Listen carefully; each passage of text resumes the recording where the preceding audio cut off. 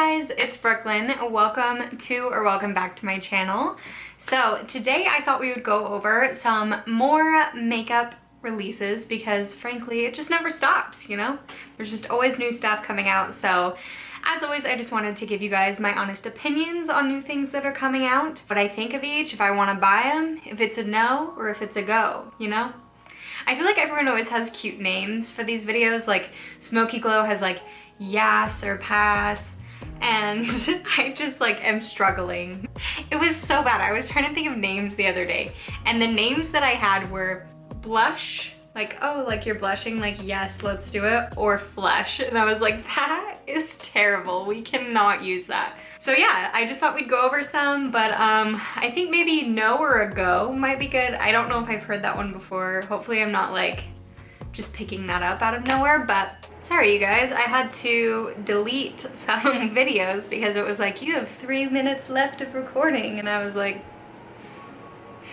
okay. So it looks like Dominique Cosmetics came out with a new collection. The palette is very like rosy toned palette. You have a nice red in there. You have this really pretty sparkly like pressed glitter pink shade. It's really gorgeous. And then you have a shade called Empire. I wonder if there are swatches on here. Oh yes, there are.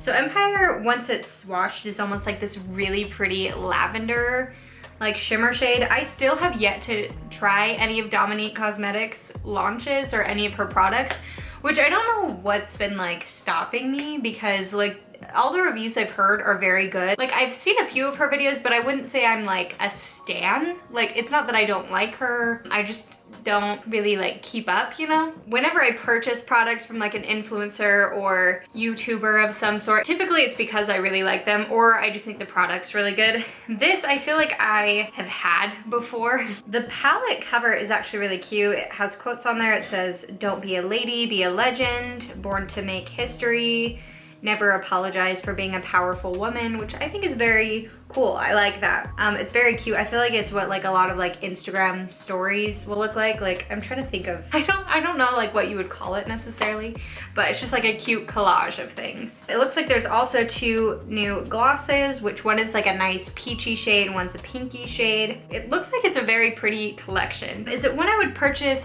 I feel like the palette packaging is very cute, but I feel like I have those shades and it's just a 6-pan. Like I personally typically like bigger palettes. The only time I'll really purchase smaller palettes is if it's a very unique color arrangement or has like absolutely everything that I would like, you know? So a pass for me, just because I feel like I have so many similar shades, I just don't need more. So Natasha Denona came out with the palette, and let me just say, I hate it.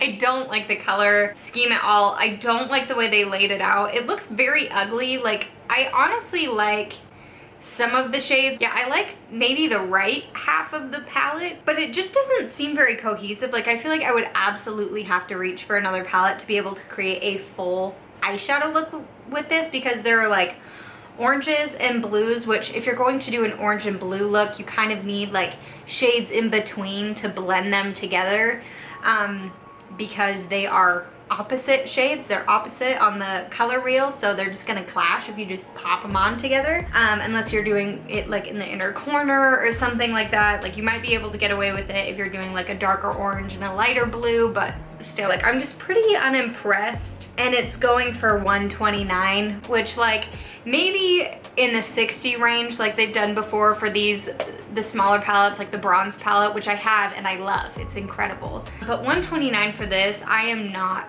seeing it. Not about it, not impressed. Okay, so this I honestly really want. It's a Moschino. Is that how you say it, Moschino? It's like a totally important designer. It's a bubblegum fragrance, which I think some people are gonna be like, ew, because I know some people don't like overly sweet things.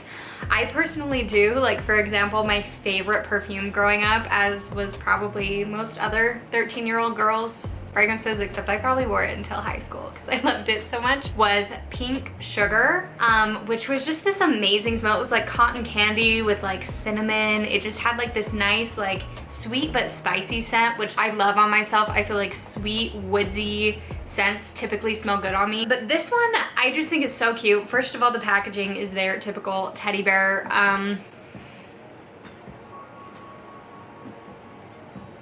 trademark, I guess. I don't know.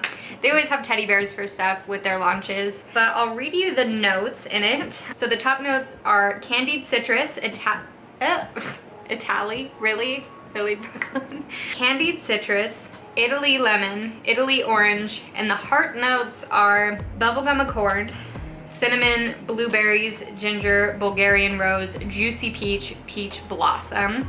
And then the base notes are cedarwood, ambrofix, silky musk cocktail. I feel like it's gonna be like a nice grown-up bubblegum scent, which is just me. I just love that. So if you get the 100 milliliter, it is $87. The 50 milliliter is $69, and then the 1 ounce is $49. So I would say it's a pretty good price for high-end fragrances. I mean, I worked at Nordstrom, so I was used to being around fragrances like such as Tom Ford, where it's $250, I think, for like a 1 ounce fragrance. But I'm used to being around like high-end fragrances like Chanel, like working in an environment where fragrances are sold for that. So to me, that's a pretty affordable price. Is it as affordable as Bath & Body Works? No, obviously. But typically higher end fragrances will last longer. It just depends on the fragrance, honestly. So that's a go for me. I don't know if I'll get it right away or if I'll get it down the line. I kind of want to smell it first and see how it smells on me. I feel like fragrances are so personal. Like, just because a fragrance smells good on me doesn't mean it's gonna smell good on you, and vice versa. Just everyone's pheromones are different, you know? So Melt Cosmetics came out with some new blushes. So they're called Cream Blush Light. So it sounds like it's gonna be a glowy cream blush, and from the swatches, that's exactly what it looks like, which I've been a big fan of glowy blushes recently. Like, I feel like I'm kind of phasing away from highlighter. Like, I'll wear it every once in a while, but like, it just doesn't do what it used to for me. Like, I feel like when I used to put highlighter on, it was like my favorite part of it. It was like, there can never be enough, you know, like 2016 time. I feel like it was like 2016 to like 2017 or like 2018, and it just doesn't do it for me anymore. But I really have been loving glowy blushes. Like, in my How to Make Cheap Makeup Look Expensive Part 2 video, I tried this Milani blush and it was just absolutely stunning. It's one of their baked blushes, and I've honestly been wearing it almost every single day. Like, I mean, it doesn't go with every single look, obviously, so I have to switch it up, but absolutely obsessed with that blush. So these, I think, are actually so pretty, and I love that they're a cream. I love cream blushes because I just feel like they last longer on the skin. Like, even on someone who's combination oily like me, cream blushes tend to last pretty well. But I really like the colors. I love that shade Golden Hour. That's just beautiful. I love the shade Honey Thief. I'm just obsessed with blush. I can't do makeup without doing blush. I just feel like my makeup is not complete without blush. What's your item that you feel like your makeup is not complete without? That's a go for me. Like I said, I don't know if I'll buy it as soon as it gets out, but I do really like those and I would recommend them. I love Melt's products. Their eyeshadows are so incredibly pigmented and blendable, and they're at a pretty good price. Like, they're not Natasha Denona and Pat McGrath high. They're like more of like a mid luxury tier, I would say. So I think they run 50s or like high 50s, I'm pretty sure. Okay, so another thing that has launched is a Morphe 2 concealer. So Morphe 2 was basically like a second brand that Morphe launched. I also love that my air conditioning comes on each time I film something. So yeah, they launched a new concealer.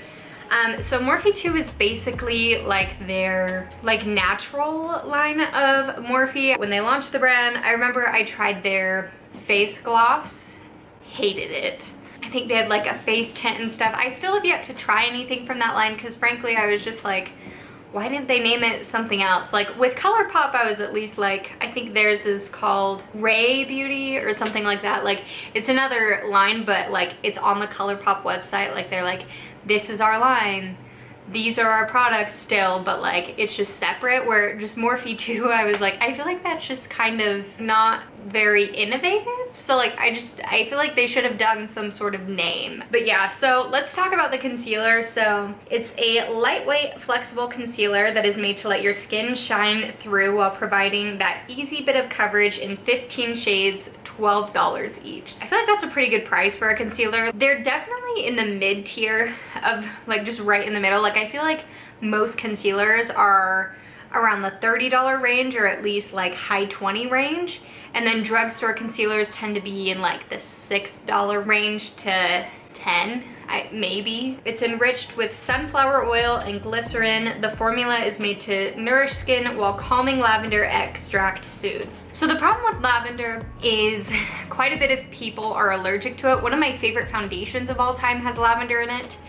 And it doesn't bother me. Lavender can actually be good for your skin, but just for those of you that are allergic to lavender, probably don't get this concealer. Is it one that I'll be getting if people really love it and it turns out to be a good concealer, because I do like more of the hydrating, radiant concealers more than I like a matte look, then yeah, maybe I'll pick it up, but it's not one where I'm just like all about it right away, especially when it comes to concealers and foundations. Like I can't just really give my do it, get it. We'll have to see. That's a to be continued. Okay, I just wanted to touch on this one really quick. It came out at the beginning of March, so technically it's like old news, but it's the MAC Cherry Blossom collection, and frankly I don't care about a lot of it. I'll be honest, like the blushes look very pretty. It looks like they have some like balm shiny lipsticks, but I did want to touch on this thing because they've come out with it before and it's my absolute favorite.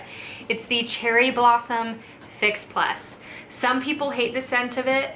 Some people love it. I personally love it and think it is the best smelling setting spray out there. It smells more of like a cherry rose scent. Like I wouldn't say cherry blossom because I just think of the Bath & Body Works Japanese cherry blossom, which like isn't my cup of tea. But this one, it's like this nice cherry rose scent and like I'm obsessed with it. It's still around, but I just wanted to talk about that Fix Plus because that is the best flavor. If you like the smell of cherries and you like the smell of roses, thank me later. Okay, I was debating on talking about this one or not because some people have and they hate it. e.l.f. came out with a Chipotle collection. I think it's a little weird. I feel like it is a little weird to mix food with makeup. The only way to really mix food and makeup is desserts. I feel like desserts are the best way to do it, which this is cute. I feel like this is the best way they could have used the colors, and I actually saw a tutorial of Alexandra, which I love. She's incredible. I'm obsessed with her videos. She's such like a cool, calm demeanor. Like I just really like her. But she did a look with this palette and it was honestly so beautiful. Like the shimmers are really, really gorgeous. The mattes seem to not be super pigmented, which is actually good for beginners. Like pigment isn't always a good thing, especially sometimes if there's too much pigment, like and they swatch well, they don't blend well. You need to be able to build sometimes, basically, is what I'm trying to say. For me, the palette, I think it's weird that that green shade, the green shades in there are so big. Like I just don't get it. I think the browns are pretty. I think the shimmers are pretty. It's just one where I have a lot of those shades, so I think I'm gonna pass. I do love my e.l.f. and J. Kissa palette. I think that really is such a good palette. I love how they put the colors in there. It's just so beautiful. Like, and I use it for pretty much every colorful look I do, even more than I reach for the James Charles palette, surprisingly. So I wish that was permanent so you guys would be able to get your hands on it, but that definitely is one of my favorites. I hope you guys all enjoyed the video. Let me know which launch is your favorite, which one you're thinking about buying, and if there are some that you are like, that's a no from me, let me know your thoughts on those as well. But I hope you all enjoyed the video today. Make sure to subscribe if you haven't already and give this video a thumbs up as well. And I will see you in my next video. Bye.